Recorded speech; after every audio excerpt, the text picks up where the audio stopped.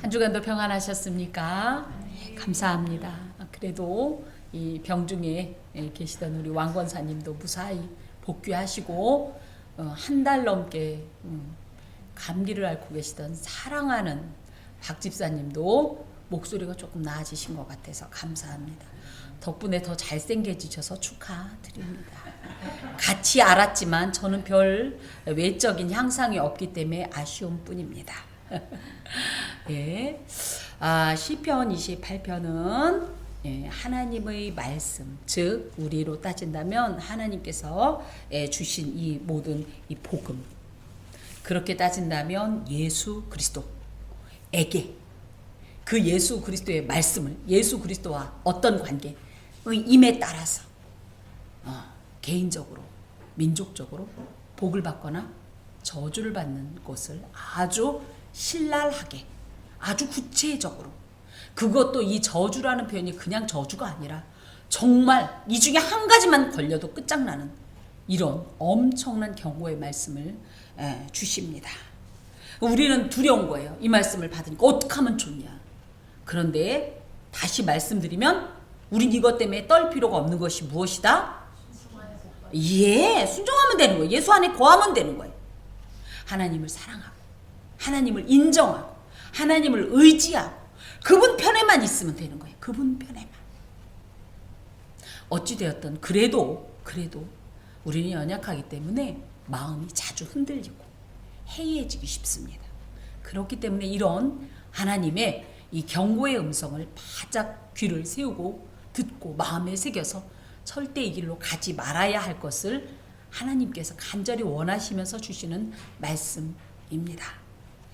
자, 58절부터 좀 보면 58절부터 59절까지인데 불순종을 하면 저주를 받을 것이라는 것을 다시 한번 경고하고 계십니다. 내가 만일 이 책에 기록한 이 율법의 모든 말씀을 지켜 행하지 아니하고 내 하나님 여호와라 하는 영화롭고 두려운 이름을 경외하지 아니하면 여호와께서 내 재앙과 내 자손의 재앙을 극렬하게 하시니 그 재앙이 크고 오래고 그 질병이 중하고 오래일 것이라. 제 경고 목적이 뭐냐? 반드시 이루어진다는 거예요. 반드시. 하나님이 적당히 넘어가지 않는다는 얘기를 다시 하고 계신 거예요. 순종하면 뭐다? 반드시 복을 주실 거다. 하지만 불순종하면 어떻게 하실 거다? 반드시 저주하고 심판할 거다. 이런 말씀입니다.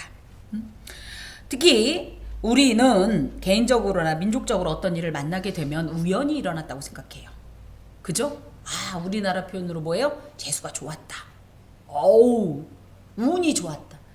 예수 믿는 이에게 운, 재수 이런 말은 굉장히 불신앙적인 단어입니다. 절대 사용하지 마세요. 다 모든 것이 뭐였다? 하나님의 은혜로운 섭리 가운데 이루어진 거예요. 하나님의 뜻 가운데 이루어진 거예요. 하나님이 그걸 하려고 의지적으로 마음을 잡으셨어요. 그래서 그걸 주신 거지 어쩌다 보니는 예수 믿는 이에게 없다는 거예요. 그렇게 따진다면 좋은 일뿐 아니라 우리가 생각할 때는 슬픈 일도 불행스러운 일도 이것도 보다 어쩌다 보니가 아니라는 거예요. 하나님은 분명하게 우리가 기억할 것은 복도 약속하셨지만 저주도 분명히 말씀하셨다는 사실입니다. 그러면 예수 믿는 사람들이 당하는 이런 불행이나 고난이 예수 안 믿는 이들과 무슨 차이가 있냐? 다 똑같지 않냐? 다릅니다. 예수 안 믿는 이들은 정말 자기의 죄 때문에 그대로 저주를 받고 그 어떤 심판과 죄의 결과를 당하는 거예요. 그렇지만 예수 믿는 사람은 달라요. 히브리서에도 있고 하지만 우리는 사생자가 아니에요. 아버지 없는 애들이 아니란 말이에요. 우리 아빠가 계세요. 이제 사적인 말씀입니다만은 어린 시절부터 저희의 이제 이 어머님께서 굉장히 이제 제가 편모스라에서 이렇게 자랐기 때문에 엄청나게 엄격하셨어요. 굉장히 엄격하셔서 굳이 이 정도까지 하실 필요가 있었나 싶을 정도로 엄격하셨습니다.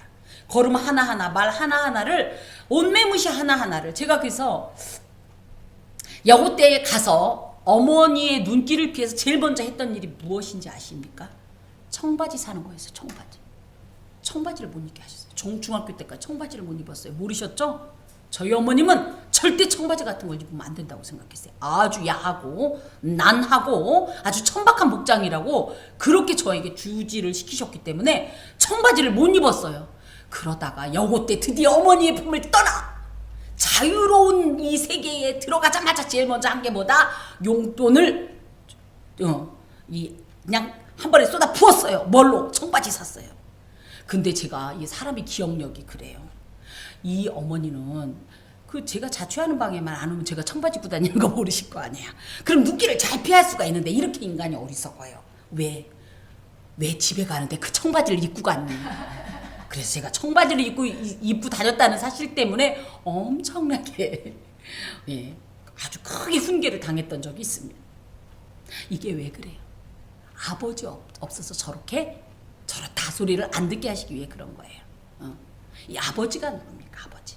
우리에게 아버지가 누구예요? 무엇인가를 아니면 아니라고 하고, 그죠?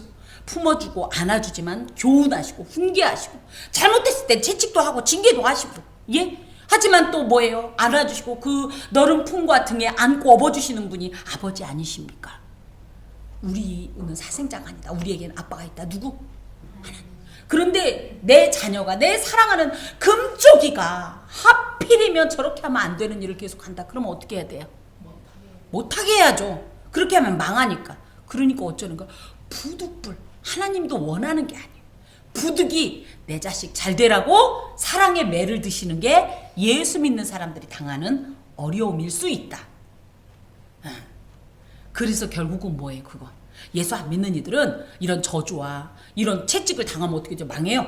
죽어요. 그게 원래 맞습니다. 근데 하나님 자녀는 어떻게 한다? 결국 그것 때문에 또 나중에 보면 그게 없었으면 어쩔 뻔, 이런 얘기를 하도록 하시는 게 하나님의 놀라운 선이에요. 그래서 우리가 어떤 어려움을 당할 때 너무 비관하고 너무 이것 때문에 막 염세적으로 바라볼 거 아니에요. 어떻게 생각하면 된다? 그래, 내가 이번 고비만 잘 넘기면, 이 어려움만 잘 넘기면, 이 파도만 잘 넘기면 우리 아버지가 예비하신 것이다. 우리 아버지가 주시려고 예비하신 선물이다. 이런 기대로. 근데 그것도 나 혼자 넘으라고 해요? 어떻게 하시죠? 아이고, 나는 내가 넘었다고 생각했는데 나중에 어떻게 했다고요? 가장 힘겨울 때 발자국이, 그동안 평안할 땐 발자국이 두 쌍으로 가더니 왜 갑자기 발자국 하나 없어졌어요? 하나님 너무해요. 나를 어디다 갖다 놓은 거예요? 나를 두고 어딜 떠난 거예요? 그랬더니 뭐라고 하셨어요? 얘야, 무슨 소리냐? 너는 거기 혼자 못 간다. 너는 그 험한 시내를 혼자 못 건너요. 너는 그 거친 광야를 혼자 못 가요. 그 높은 산을 혼자 못 올라가요. 그래서 내가 어떻게 했다? 업구 같지로. 예. 나중에 보면 와, 진짜 그래서 뭐라 그래? 모든 것은 주님의 은혜뿐입니다. 뭐라고 답할 수가 없어요. 다 은혜라는 표현이 그래서 나오는 거예요. 그런데 이 말씀과 함께 우리가 기억할 것은 하나님은 하신 말씀을 반드시 이루신다. 그런다고 했으면 하신다. 그걸 다시 한번 강조하느라고. 특히 지금 이 말씀을 받는 이 대상이 누구예요? 출애굽 2세대이기 때문에 어찌 보면 이 부모들, 출애굽 1세대인 자신의 조상들, 부모들이 당하던 거를 이들은 어렸고 경험도 없고 그러다 보니까 약간 직접적 경험이라기보단 조금 간접적이었어요. 아이, 우리 부모가 당하는 거 왜 저러지? 이랬을 수도 있고. 근데 이제는 뭐다? 너희들이 그 주역이 되었다. 그러므로 이 말씀을 정말로 심령이 새기지 않으면 너희들도 너희 부모들이 이 광야에서 멸망한 것처럼 너희도 멸망할 것이다 라는 것을 재강조하시느라고 이 말씀을 주시는데, 왜 저주를 받냐 했더니 여기에 보니까 이 책에 기록한 율법의 모든 말씀을 지켜 행하지 않았기 때문이다. 그러니까 복을 받으려면 어떻게 하면 된다? 이 책에 기록한 이 율법의 모든 말씀을 지켜 행하면 된다. 쉬운 문제예요. 쉬운 문제. 또 왜 저주를 당하냐? 내 하나님 여호와라 하는 영화롭고 두려운 이름을 경외하지 않았기 때문이다. 이게 근데 워낙 원문상으로는요, 두 가지가 아니에요. 우리는 마치 조건이 두 가지인 것 같잖아요, 이유가. 그런데 그게 아니라 원문상으로 뭐냐면 그 이름을 경외하기 위해서 이 책에 기록된 이 율법의 모든 말씀을 행하기 위하여 지키지 아니하였기 때문이다. 이렇게 돼 있어요. 우리는 보통 하나님의 말씀을 지키는 것과 하나님을 경외하는 걸 따로 보는데 그게 아니라 뭐예요? 이 하나님의 말씀, 하나님의 율법을 지키는 것이 곧 뭐다? 하나님을 경외하는 거다. 그분을 두렵고, 왜 두려워요? 무서운 게 아니에요. 내가 생각해도 그분과 나이 차이가 너무너무 커서 내가 감히 하나님을 쳐다볼 수도 없는 이런 간극을 느끼는 그 경외감을 말하는 거예요. 또 영화롭다는 건 뭐예요? 카봇이라고 그래서 너무 존귀해서 우리같이 이런 미천한 존재는 차마 닿을 수 없는 존재라는 이런 표현이에요. 이런 마음으로 하나님을 섬기는 방법이 뭐다? 율법 준수고, 또 이렇게 율법을 준수하는 것이 뭐다? 하나님을 그렇게 생각하기 때문에 그 말씀이 너무 크고 무겁고 엄중하고 엄정하다고 느끼고 그 말씀을 준행하는 것이다. 우리 어려운 사람이 무슨 얘기하면 어떻게 하죠? 말을 잘 듣죠. 그런데 에이 내 친구나, 그죠? 내가 만만한 사람이 얘기하면 그 말을 들어요, 안 들어요? 좀 무시하는 경우가 있죠. 그렇죠? 그럴 때 우리 마음엔 이미 우리의 행동이 우리 마음을 이미 표현한 거예요. 맞죠? 내가 그 말을 아주 중요하게 여겼다는 것은 무슨 얘기예요? 그 상대를 그렇게 여겼다는 거예요. 그런데 내가 그 말을 가볍게 여겼다는 건 뭐예요? 그것도 마찬가지로 그 상대를 그렇게 가볍게 여겼다는 거예요. 하나님의 말씀을 중하게 받고 엄하게 받고, 맞죠? 하나님의 말씀은 참 이거는 절대 해야 되는 말씀이야 라고 느꼈다는 것은 곧 뭐예요? 하나님을 그런 분으로 본 거예요. 응? 그렇게 나한테 크고 두렵고 영화롭고 위대하고 존귀한 분으로 본 거예요.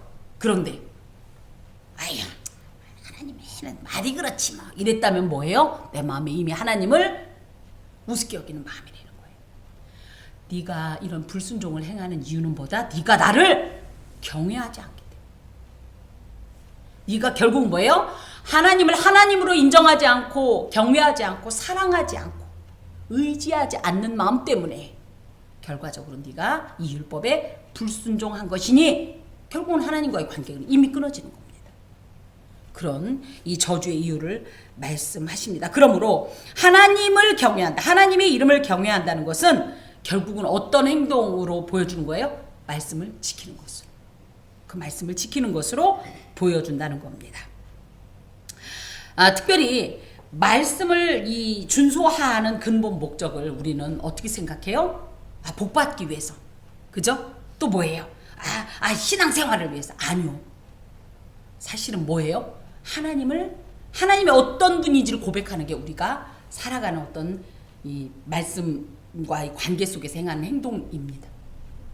그래서 말씀의 그러니까 거룩한 매임이지만 하나님 앞에 말씀의 이 매임 안에 사는 사람은 그건 뭐예요? 미련한 게 아니에요. 그만큼 하나님을 귀하고 보배롭게, 어렵게 생각하는, 어렵게.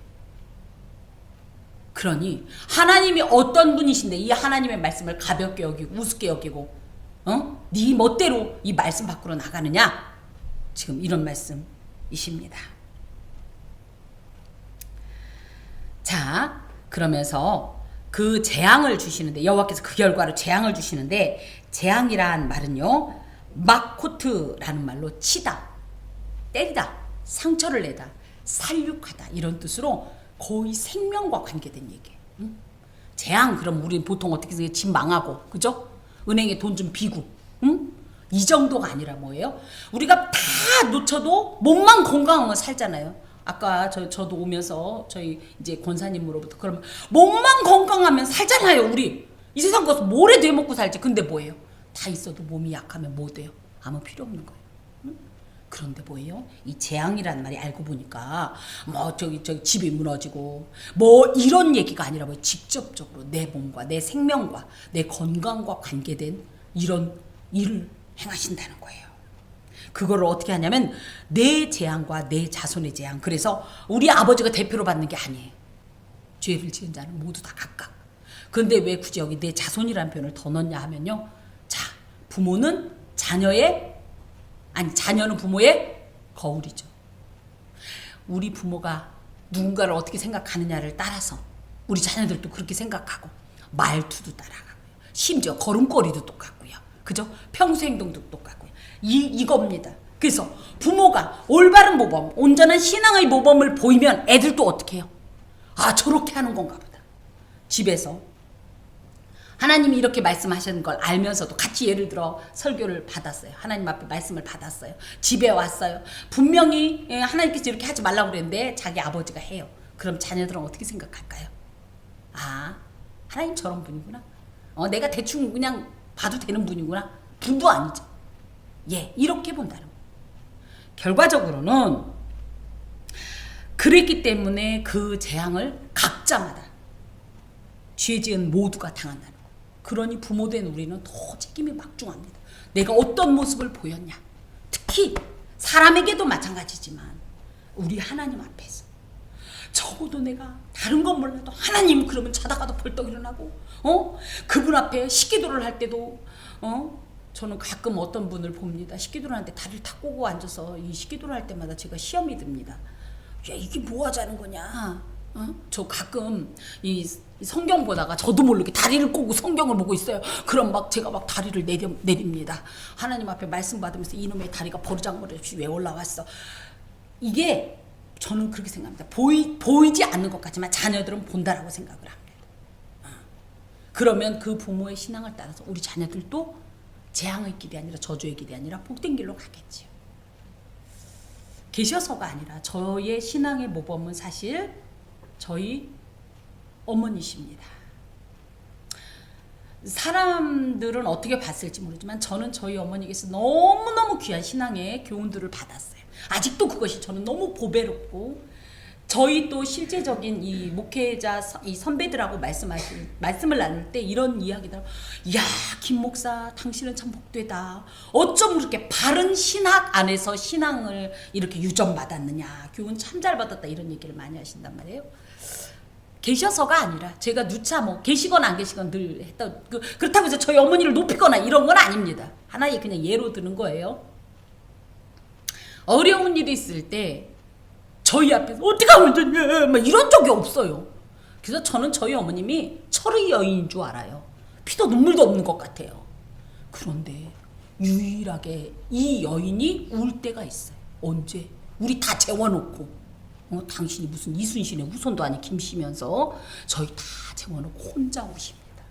그렇다고 혼자 청승맞게 저기서 우는 게 아니라 누구 앞에서? 하나님 이름 붙잡고 별걸 다 얘기해요. 내가 이렇게 들어봤거든요. 그럼 그 기도가 저희는 막 오 전능하시고 온 천지를 창조하신 막 이런 기도가 아니라 하나님 오늘 이런 일이 있었고 저런 일이 있었고 애들이 뭐 어디 가서 맞았고 때렸고 막 너미 집 가서 말 씹혔고 막 이런 얘기를 막 하면 하나님 나는 갯바닥 가서 조개 잡아야 돼가지고 또 저기 시장 가서 팔아야 돼서 애들 못 보는데 이 애들이 내 새끼입니까? 하나님 새끼 아닙니까? 그럼 오호 호적이 그렇게 돌아가는 거였구나. 제가 그렇게 생각한 호적이 원래 그렇게 돌아가는 거였구나. 그러면서 뭐라 그래요?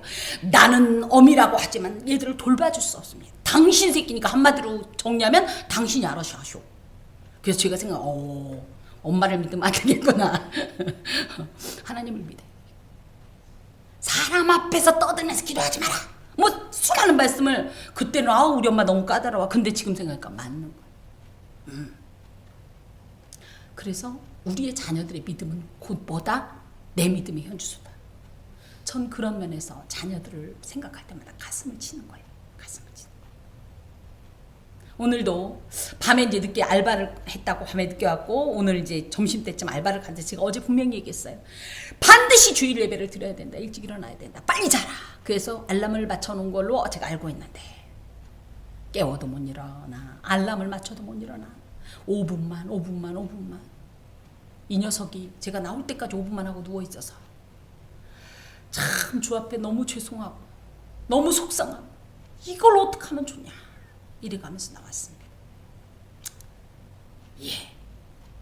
어찌됐든 이 재앙이 이렇게 임하는데 이 재앙은 어떤 특징이 있느냐 했더니 극렬하다라는 표현은 팔라라는 말로 너무 끔찍하고 너무 한 번도 당해보지가 않아가지고 다음에 어떤 단계로 진행될지 몰라서 공포스럽다. 두렵다, 신기하다, 희한한, 어떻게 당해도 저렇게 당하냐 할 정도의 재앙이 온다는 거예요. 일반적이지 않다. 또 어떻다? 크다, 오래다. 특히 이제 크다라는 것은 그냥 요만큼이 아니라 크다는 것은 나를 완전히 집어삼킬 정도의 어떤 이런 규모나 강도. 오래다라는 말은 오래 지속된다는 말도 있지만 이 말이 알고 보니까 아만이란 말로 우리 아만하고 비슷한 말 해봤죠. 뭐? 아멘. 확실하다 이런 뜻이에요. 그러니까 뭐예요? 누가 봐도 또렷하다는 거예요. 하나님 잘못 믿어갖고 하나님한테 맞고 있어라고 누가 봐도 보인다는 거예요. 그런 재앙이 온다는 거예요. 또 여기에 중하다는 표현인데 극심하다 이제 비슷한 말입니다. 그러면서 이것을 이렇게 하나님께서 말씀하시는 건 뭐예요? 물론 하나님께서 이 정도까지 안 내리시는 경우가 허다해요. 그런데도 이렇게 말씀하신 건 뭐예요? 절대 그러니 이렇게 무서운 일을 당하지 않도록 조심 이 말씀을 지금 주시는 겁니다. 그러면서 자 이제 주시는 이 저주가 이제 있는데요. 보니까 여호와께서 내가 두려워하던 애굽의 모든 질병을 내게로 가져다가 내 몸에 들어붙게 하실 것이며, 이게 무슨 얘기냐면 이스라엘을 이 출애굽 시킬 때 하나님께서 그러니까 애굽에게 주신 10개의 재앙을 원래는 애굽인들 그죠? 우상 숭배하고 이런 이들에게 내렸던 이 재앙을 누구에게? 그야말로 간신히 빠져나온 그 재앙을 우리에게 다 그대로 쏟아붓겠다는 말씀이세요. 자, 사실은 이들은 5번째 재앙부터는요, 고센 지방에는 그때부터는 임하지 않았어요, 재앙이. 그래서 그 전 거는 조금 이 전체적인 재앙이었고요. 그때부터는 구체적으로 막 실제적으로 개인적으로 자기네 집 막 가축들이 죽고 막 이런 일들이 있단 말이에요. 그랬는데 그때부터는 딱 하나님께서 고센 지방에 이스라엘 백성이 사니까 그때부터는 고센 지방을 보호하셨는데 그때 그 보호받았던 그 모든 은혜가 무색해지는 거죠. 구별받았던 것이 없어진다는 얘기예요. 구별이 없어진다는 얘기예요. 또 이 율법책에 기록하지 아니한 모든 질병과 모든 재앙을 내가 멸망하기까지 여호와께서 내게 내리실 것이니, 기록하지 아니한 질병과 재앙이라는 얘기는 지금까지 들어보지도 못했고 상상하지도 못했던 다양한 질병, 역사 이래 존재하지도 않았던 어떤 징벌이나 징벌들을 여호와께서 총동원하여서 징벌의 수단으로 사용하겠다. 하나님의 마음먹으면 얼마나 무서운지 아시죠? 하나님 마음먹으면 하나님 하실 수 있는 분이에요. 왜? 이 모든 것을 창조하신 분이기 때문에, 이 모든 것을 다 다스리고 주관하시는 분이시기 때문에 얼마든지 우리가 상상할 수 없는 그 어마어마한 것들이 임할 수 있다는 얘기예요. 또 너희가 하늘의 별같이 많을지라도 네 하나님 여호와의 말씀을 청종하지 아니함으로 남는 자가 얼마 되지 못할 것이라. 원래 이스라엘은 누구부터 시작됐어요? 아브라함부터 시작됐어요. 그래서 아브라함에게 뭐라고 그랬어요? 창세기 15장 5절에 보면 하늘의 별과 같이 내 자손이 많을 것이다. 근데 그때 아브라함은 정말 하나님이지만 속으로 정말 믿기 어려웠을 거예요. 왜? 나이가 얼만데 아들 하나를 못 낳는 그 수준이었는데, 세상에 무슨 내가 이 나이에 어떻게 아들을 낳아갖고 얼마나 하늘의 별과 같이 많아지려면 어떻게 막 이랬는데 하나님은 그걸 이루셨다? 못 이루셨다? 이루셨다. 그 이제 전적인 어떤 이 사례가, 단적인 사례가 뭐였냐면 출애굽기 12장 37절에 보니까 애굽에 야곱과 함께 내려갔던 자손이 70명 정도였는데 불과 400년 만에 몇 명으로 들었어요? 거의.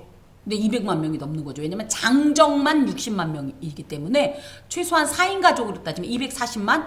그래서 300만이 넘었을 거라고 얘기해요.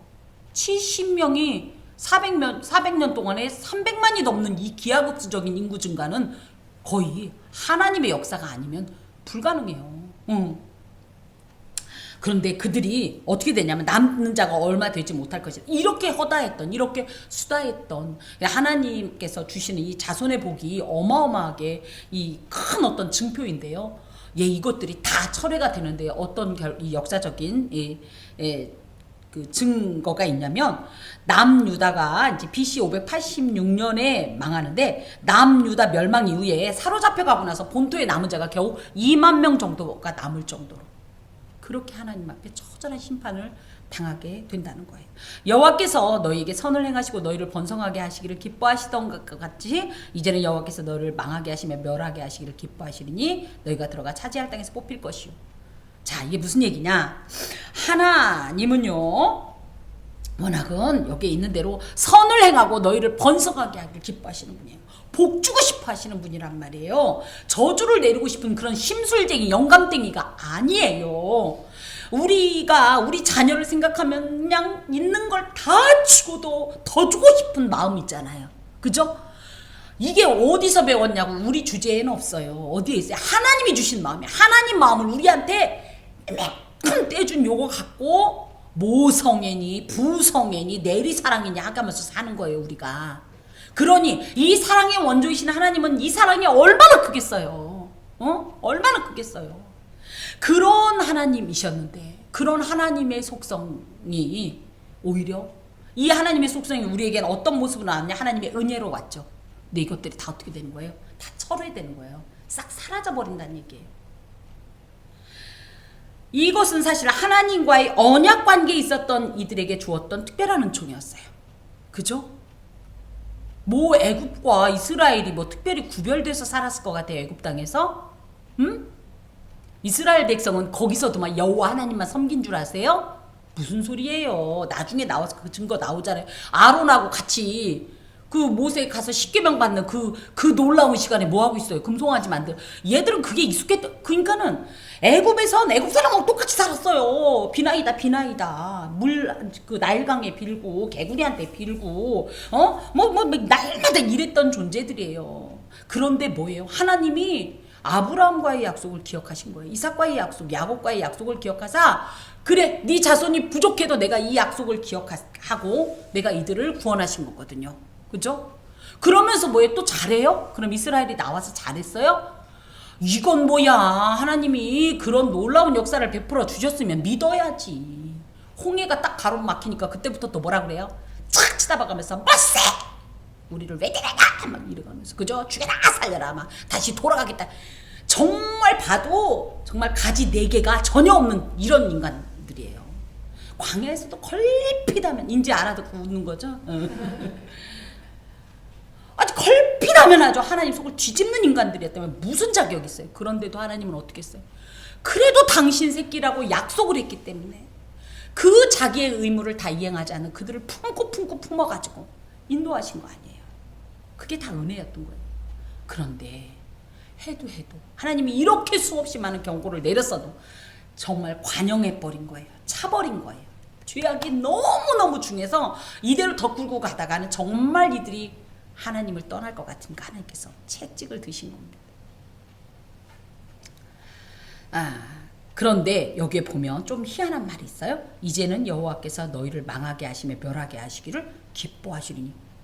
이걸 잘못 읽으면 어떻게 되냐면 이놈의 새끼들 한번 당해봐라. 꼴 좋다. 그지? 아프지? 넌 더 당해봐야 돼. 우리가 이렇게 이해할 수 있는데 그게 아니라 하나님의 공의가 이루어지는 것에 대한 만족감. 그래서 죄의 싹은 사망이요. 그죠? 분명히 죄를 지으면 그 결과가 임한다는 사실을 교훈하는 것을 기뻐하셨다는 거예요. 그래서 어떻게 하라고 결과로. 아하, 우리가 죄를 지으면 이런 일이 있구나. 그러니까 어떻게 하자. 죄 짓지 말자. 하나님을 떠나지 말자라고 돌아오게 하는 이 자체가 하나님은 그래도 어떤 만족이고 기쁨인 거지. 아이 꼴 좋다 이놈의 새끼들. 이건 아니에요. 특히 너희가 들어가 차지할 땅에서 뽑힌다라는 표현은 가나안 땅은요 이들에게 있어서 하나님과 이스라엘의 언약의 증표예요. 그죠? 그래서 이 땅 가운데서 나는 너희 하나님이 되고 너는 나의 백성이다 이런 증표였어요. 근데 이 땅에서 뽑힌다는 건 뭐예요? 이 언약은 깨졌다. 또 특히 땅이 뭡니까? 삶의 터전 아닙니까? 그죠? 뭐 우리 땅 한 평 없어도 산다고요. 그래도 우리가 결국은 딛고 사는 곳은 다 땅입니다. 그죠? 그런데 이런 삶의 터전들이 다 지금 어떻게 되는 거예요? 없어져 버리는 거예요. 근데 이런 장면들이 언제 또 나왔냐면요. 사실은 이제 앞으로 나오겠지만 이 여호수아서에 보면 여호와의 전쟁 기록 속에 뭐가 있습니까? 가나안의 대표적인 7 족속이 원래는 그들의 삶이 터전이 가나안이었잖아요. 그런데 어떻게 했어요? 이들의 죄악의 관영함으로 하나님께서 그들을 토해내버리고 내쫓아버리시잖아요. 이걸 이스라엘은 안 당하는 게 아니라 이스라엘도 그들처럼, 특히 하나님은 이스라엘에 대한 기대치가 높겠죠. 근데 그런 행동을 하니까 하나님은 어떻게 하신다? 뽑아내버린다. 언약 깨버린다. 지금 이 말씀입니다. 특별히 이것은 저주의 최종 단계라고 할 수 있는데, 복의 땅, 하나님의 은총으로 표징되어지는 복의 땅에서 이 추방당하는 이 자체는요, 그야말로 너는 너 나는 나, 이제 나는 너와 관계없다, 이런 뜻까지도 됩니다. 이스라엘이 왜 이스라엘입니까? 하나님이 없으면 이스라엘은 이스라엘이 아니에요.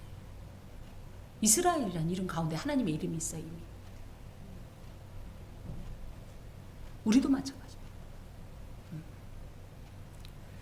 특별히 하나님의 사랑과 하나님의 징계는 비례한다는 생각을 합니다. 많이 준 자에게 많이 요구하신다. 우리 많이 받고 싶죠? 많이 받고 싶잖아요. 많이 누리고 싶잖아요. 그럼 뭐 해야 돼요? 그만큼 우리도 하나님께 향해서 행해야 돼요. 근데 우리는 어떻게 하고 싶어요? 바짝 땡기고 모른 척하고, 소용없어요. 하나님이, 이스라엘이 하나님께 그만큼 사랑을 많이 받았기 때문에 징계의 수위도 그만큼 높은 겁니다. 우리가 사랑을 지금 엄청 받고 있잖아요. 그죠? 그럼 그에 합당한 삶을 살아야 돼요. 사랑만 받고 먹튀하면 안 돼요. 그렇다고 해서 늘 부담스러워. 아우, 사랑 그만 줘도 되는데, 그럴 게 아니라 우리도 같이 사랑하면 돼요. 하나님. 응? 하나님 우리 사랑하는데 우리는 이러고 있지 마세요. 하나님이 우리를 사랑하면 우리도 하나님 쳐다보고 사랑하면 돼요. 응? 우리 어린아이들을 생각해봐요. 우리 어린아이들이 어떻죠? 우리가 아이고 이뻐, 그럼 우리 애들이 부담스러워 이래 어떻게 하죠? 뭐 해요? 안기거나 뭐 해요? 걔들이 하는 일은 대단한 일 아니에요. 우리 다 자녀들 키워봤잖아. 아이고 이뻐, 내 새끼 이뻐, 딱 그럼 걔들이 하는 거 있어요? 이거 하나면 끝나요. 우리 그렇지 않았나요? 아우 이뻐 내 새끼 그랬더니, 어머님 감사합니다. 저를 이토록 사랑하시다니 제가 이 은혜를 어찌 보답하오리까. 이 말도 안 돼. 그럼 우리 징그러워요. 우리 자녀들이 뭐 해요? 걔들은 뭐 했어요? 우리가 아이고 이뻐 그럼 뭐 할까요? 이거 하나면 아이고 그랬죠. 다 녹았어. 예, 맞잖아요. 하나님께도 마찬가지예요. 여러분, 하나님 어렵게 생각하지 마세요. 또 하나님이 사랑받은 것도 갚으려고 생각하니까 왜 이렇게 많이 준 거야, 이걸 언제 다 걱정하지 마세요. 지금 있는 모습 이대로 그냥 우리도 하나님을 향해서 그냥 기뻐하고 그냥 하나님을 사랑하는 게 이게 하나님의 사랑에 대한 우리의 화답이에요. 자, 또 계속됩니다. 민족적 저주가, 여호와께서 너를 땅 이 끝에서 저 끝까지 만민 중에 흩으시리니. 만민 중에 흩는다는 얘기는 육체적으로 막 흩뿌린다는 표현도 돼요. 이들이 실제로 포로로 끌려갔어요. 북이스라엘은 BC 721년에, 그 다음에 남유다는 BC 586년에 멸망을 했는데, 특히 이 아수르, 그러니까 이 북이스라엘이 멸망당한 나라가 아수르입니다. 이 아수르가 독특한 정책을 펼칩니다. 그게 뭐냐면요, 반은 데려가고요, 반은 지네 나라 갔다가 사마리아에다 심어버려요. 그래서 거기서 어떤 일이 있냐, 혼혈 정책을 이룹니다. 그래서 예수님 시대에 사마리아인들을 개라고 취급한 거예요. 이 혈통적으로. 그리고 이게 사실은 영적으로 여호와만을 신앙했어야 돼요, 이들이. 그죠? 순수한 혈통을 유지하면서. 그런데 어떻게 해요? 영적으로 막 육적으로 다 섞였기 때문에 이들을 개라고 취급했는데, 이런 일들이 있다는 거예요. 섞여버린다는 거예요. 그로 말미암아 어떻게 돼요? 영적으로 또 혼탁해지고 온전한 여호와 신앙을 유지하지 못하게 된다라는 거죠. 또 이 포로 얘기도 있습니다. 왜? 이제 이 아수르의 침략으로 멸망당한 북이스라엘과 바벨론의 침략으로 멸망당한 남유다, 그리고 이후에 신약 시대에 예수님께서 돌 위에 돌 하나도 남지 않을 거다 막 성전을 향해서 예루살렘아 우시죠. 그 뒤로 어떻게 했어요? 그 로마의 장군 티투스에 의해서 AD 70년에 이 이스라엘이 쫄딱 망합니다. 그래서 그때 다 흩어진 거예요. 다 흩어지는 거예요. 그래서 각 곳에 가서, 근데 이들이, 유대인들이요, 처음에 가서 어떤 일이 있어요? 굉장히 사람들로부터 멸시당하고 배척당합니다. 제가 세익스피어 책 중에 베니스의 상인이라는 책을 읽고 그것 때문에 독후감을 쓴 적이 있는데요. 거기서 나오는 샤일록인가 하는 이 사람이요, 이 고리 대금업자, 뭐였나? 뭐 그랬던 것 같아요. 근데 그 사람이 유대인이에요. 굉장히 유대인에 대해서 부정적으로 기록을 해 있어요. 그만큼 그들이 이 유대인에 대해서 편견이 심했어요. 지금이나 돈이 많으니까 이스라엘이 인정받았던 거예요. 나라도 없이 뭐도 없이 유대인이라, 히틀러한테도 그 학살당한 뭐 이런 모든 것들이 있지 않습니까? 이게 결론적으로는 뭐예요? 하나님 앞에 합하지 않은 일을 해서 하나님께서 지금 이 말씀을 하신 그대로 다 이루어진 겁니다. 물론 이들이 1948년에 시오니즘 운동이라는 이 운동을 통해서 이스라엘 현재 있는 이 그 영토로 들어왔고, 그래서 지금 그것 때문에 또 문제가 심각하잖아요. 그죠? 한 2000년 동안 다 내 땅이라고 살았는데 오늘 갑자기 야 가. 그러더니 얘들이 돈만 있으면 다 갑자기 이건 우리 땅이야. 우리 할아버지의 땅이었어. 내 거야, 내놔. 이러니까 얼마나 여기 있는 사람들은. 근데 뭐예요? 힘도 없고 돈도 없고. 특히 이스라엘이 미국의 이 힘을 등에 지고 들어와서 막 밀어붙이니까 워낙 돈도 많고. 그죠? 그게 지금 이런 일이 일어나는 거예요. 근데 이 뭐 원인을 따져보면 근본 원인으로 가면 뭐다? 결국은 하나님의 말씀을 온전히 따르지, 하나님을 경외하지 않았기 때문에 하나님 앞에 받은 이런 징벌의 결과입니다. 아직도 이 유대인들이요 다 이스라엘에 살지 않아요. 곳곳에, 세계 곳곳에 흩어져 있고요. 물론 디아스포라라는 긍정적인 어떤 이런 이 지칭도 있습니다. 이 디아스포라라는 말은 유대인들이 가서 그곳에 혼합되지 않고 어떻게 해요? 오히려 자기들이 가졌던 문화, 그죠? 또 어떤 사상, 또 신앙, 이런 것들을 오히려 이들에게 이 영향을 끼침으로 인해서 이런 어떤 선한 영향력을 발휘했다는 개념으로 디아스포라를 한 20년 전에 저희 이 교단에서는 굉장히 긍정적으로 이렇게 해석을 하긴 했습니다만은, 아유, 제일 좋은 건 뭐예요? 내 나라에서 내가 살았어야지. 그쵸? 이런 일이 실제로 일어났었습니다. 또 그곳에서 너와 내 조상들이 알지 못하던 목석 우상을 섬길 것이다. 이거 지난주에도 하나님께서 주셨던 말씀입니다. 그래서 뭐예요? 이들이 실제로 가자마자 아수리인과 바벨론의 각종 우상들을 강제로 섬기게 됐고, 그 대표적인 사례가 다니엘서에 기록된 내용입니다. 또 이 에스더서에도 보면 이 유대인들이 얼마나 그들에게 미움당하는 내용이 다 나와 있잖아요. 그 여러 민족 중에서 내가 평안함을 얻지 못하며, 이 평안이라는 것은 이 무엇이든지요, 내일이 보장되는 게 평안 아니에요? 오늘 진탕 누려도 내일 어떻게 될지 모르면 밤에 잠을 못 자면 이게 평안이 될 수가 없는 거죠. 이 평안은 그래서 나의 삶의 어떤 기반이 안정이 돼야 돼요. 그럼 이들이 평안을 빼앗긴 이유 중에 하나가 뭐예요? 땅에서 뽑힐 것이요. 삶의 기반을 다 빼앗겼기 때문이죠. 무너졌기 때문이죠. 그것을 이제 빼앗기 때문에 더 이상 평안이 없고, 또 내 발바닥이 쉴 곳을 얻지 못한다. 이것은 발바닥이 쉬지 못한다는 얘기, 뭐 계속 걷는다는 얘기예요. 왜 걸을까요? 만보 운동? 왜 걸어? 그야말로 쉴 곳이 없어요. 여기에 앉으면 나가, 저기에 앉으면 나가. 그래서 정처 없이 타국에서 이리저리 구박받으면서 천대받으면서 멸시당하면서 이리저리 헤맬 수밖에 없는 이런 인생을 살게 된다. 그 이스라엘이 진짜 그랬다니까요. 지금 다 우리가 역사적으로 우리 확인하는 것 아닙니까? 또 봅시다. 여호와께서 거기에서 내 마음을 떨게 하고 눈을 쇠하게 하고 정신을 산란하게 하시니. 마음이 왜 떨려요? 왜 떨려요? 평안이 없고 내일이 어떻게 될지 모르고 미래가 없고 소망이 없고, 특히 영적으로는 뭡니까? 하나님이 함께 하시지 않잖아요. 그래도 부족해도 이스라엘에 있을 때 예배가 있었고 하나님과의 그래도 외적인 걸 수도 있지만 교제가 있었고 말씀이 있었고, 이거 다 지금 없는 거예요. 다 뺏기. 우리 지금 아우 또 주일 왔냐? 아우 이놈의 예배 좀 없어졌으면 주일 좀 없으면 안 되나 할지 모르지만, 막상 예배 드리지 못하는 삶이 온다면, 말씀을 받지 못하는 삶이 온다면, 소리내 찬송할 수 없는 시간이 온다면, 기도할 수 있는 어떤 이런 성령의 강권하심과 조명이 없다면, 우리의 마음은 평안이 없기 때문에 이 심령의 곤고함과 이 공포감으로 떨 수밖에 없는 겁니다. 이들이 지금 그런 상황을 만나게 되는, 눈이 쇠한다라는 것은 눈이 막 흔들린다는 얘기예요. 눈이 막 흔들려. 왜요? 불안해서. 이 칼라라는 말인데요, 한 군데 집중하지 못하면서 앞으로 나가야 할 방향을 잃어버린 상태. 뭘 어떻게 될지 몰라요. 정신이라고 하는데 여긴 정신이라고 됐지만 네펫이 영혼이란 말로요. 영혼이 막 흔들린다. 요동하고 산만해져서. 왜? 원래는 이들은 누가 표대였어요? 하나님만 보면 됐어요. 발바닥에 어떻든지 땅에 어떻든지 상관없었어요. 근데 이 표대를 잃어버렸어요. 그러니까 어떻게 될지를 모르는 거예요.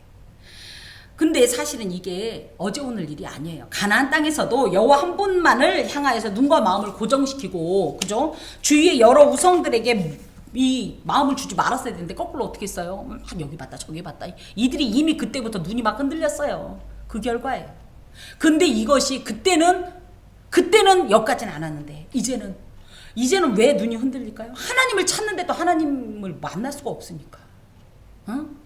진짜 배불렀던 거예요. 하나님이 계실 때는, 하나님이 같이 계실 때는 이렇게 해도 하나님을 찾았다면, 이제 하나님이 안 계시니까 어디에 했다가 마음을 둬야 될지 모르겠고, 하나님을 찾아도 만날 수 없는 이 지경에 온 이들의 이런 심각한, 정말 저주죠. 정말 저주죠. 내 생명 위험에 처했다. 이런 말은 뭐냐면요. 이게 원어상은 교수대의 밧줄에 매달린 사형수. 그러니까 이미 밧줄이 걸렸어요. 그래서 매달렸어요. 그럼 뭐예요? 이제 죽는 일밖에 안 남은 거죠.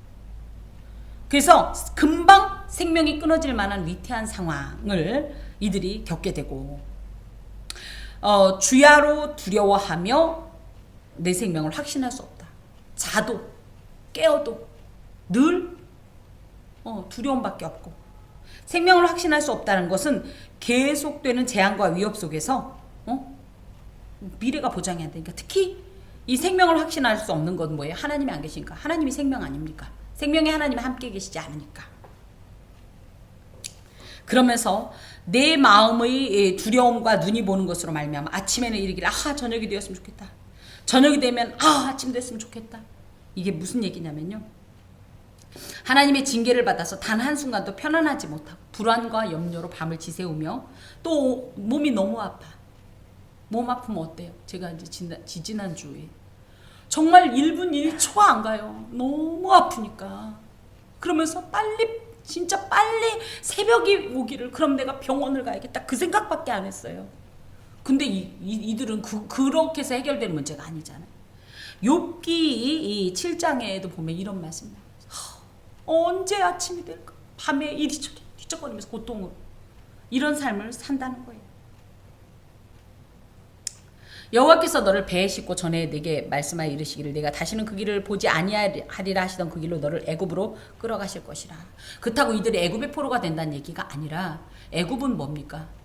노예의 삶, 종의 삶, 비천한 삶, 가치 전락의 삶, 하나님 없는 삶, 그 삶으로. 그래서 정말로 어떻게 보면 옛삶, 그 끔찍한, 다시는 돌아가고 싶지 않은 그 옛삶, 하나님 없는 그 삶으로 돌아갈 수밖에 없는 저주의 극치를 만나게 된다는 거예요.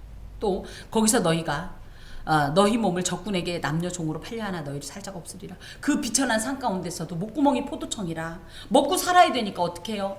주 제발 좀 나를 좀 사가세요. 나를 사가면 내가 일해서 먹으래도 사니까. 그걸 원하는데 뭐예요? 아무도 안 사요. 왜? 노예로서의 가치조차 없어졌어요. 무슨 얘기냐? 온몸에 병들었던 노예를, 노동력이 없는 노예를 누가 사가요?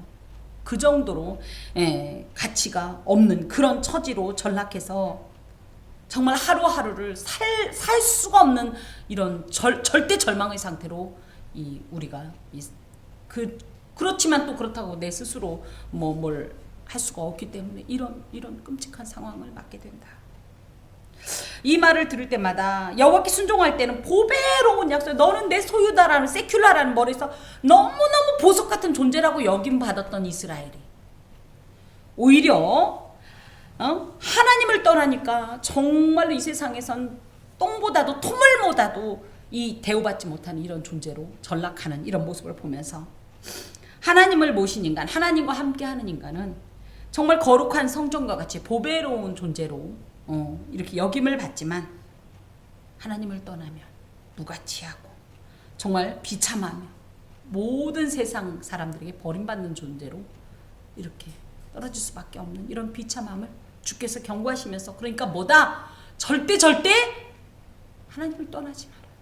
하나님의 말씀 안에 거하라. 그 말씀을 지켜 행하라. 이 말씀을 주십니다.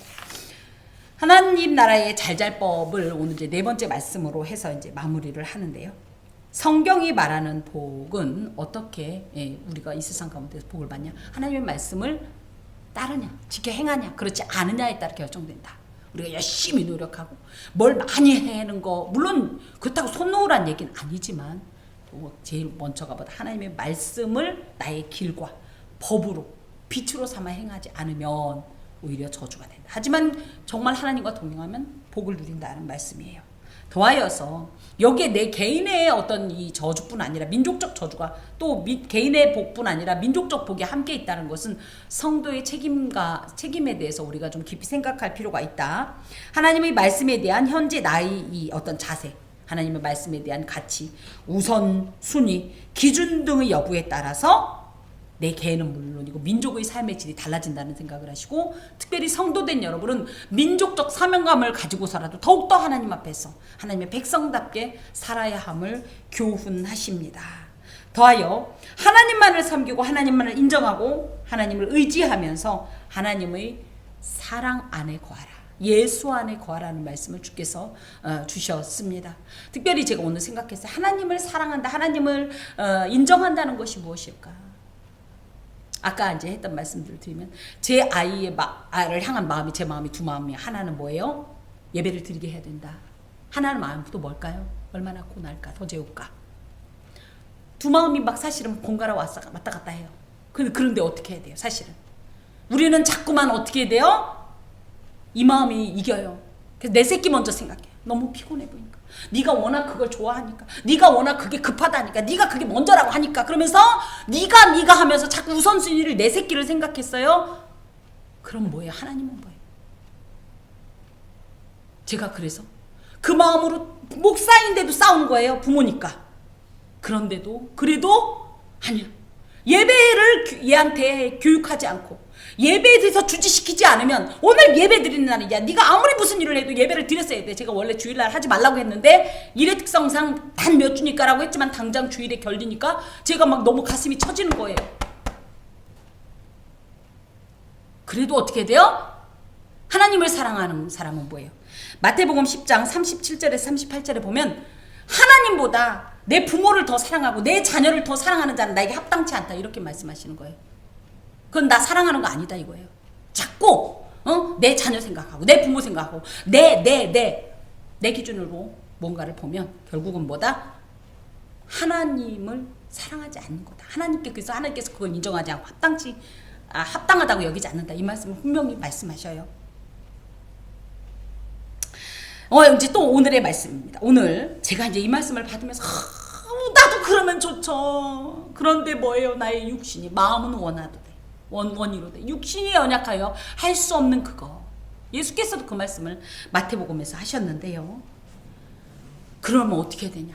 하나님, 내 마음 아시죠? 우리 그래서 맨날 그래요. 내 마음 아시죠? 근데 내 마음만 아시죠 해서 끝날 게 아니에요. 내 마음이 그렇다면 어떻게 돼요? 그렇게 살아요. 우리가 하나님을 사랑하십니까?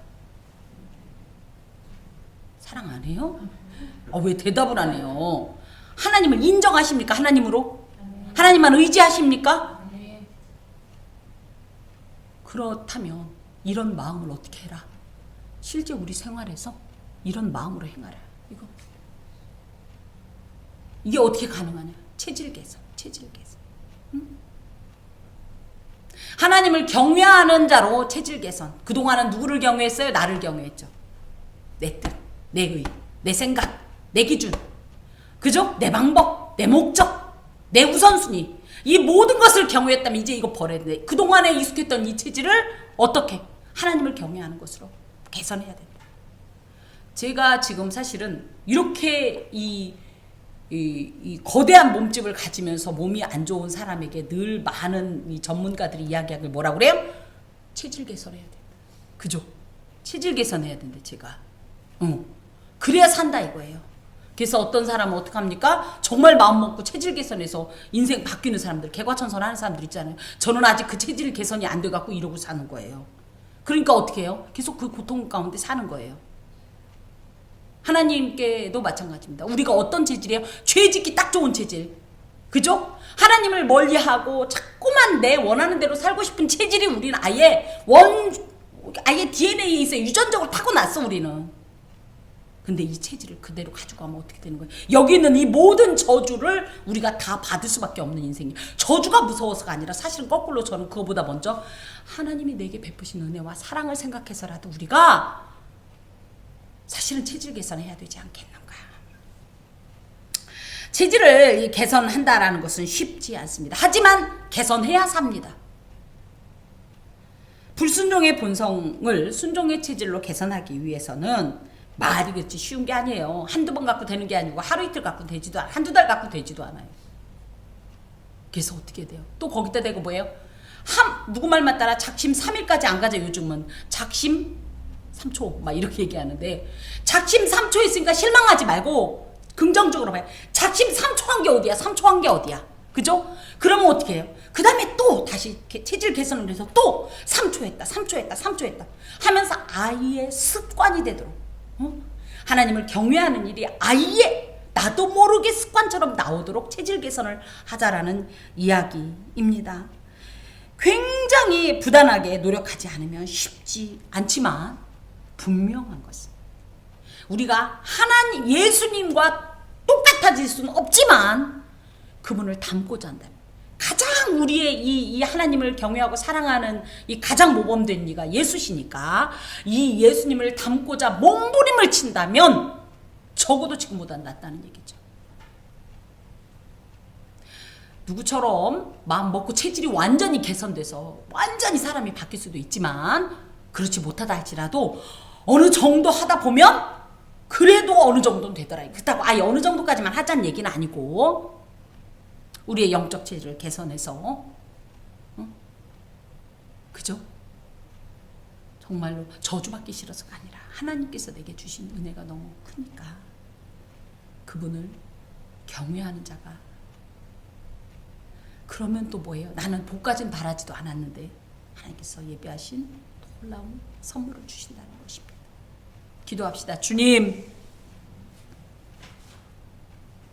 우리의 죄악되고 완악한 모든 체질들을 참으로 변화시켜 주시옵소서. 개선하여 주시옵소서.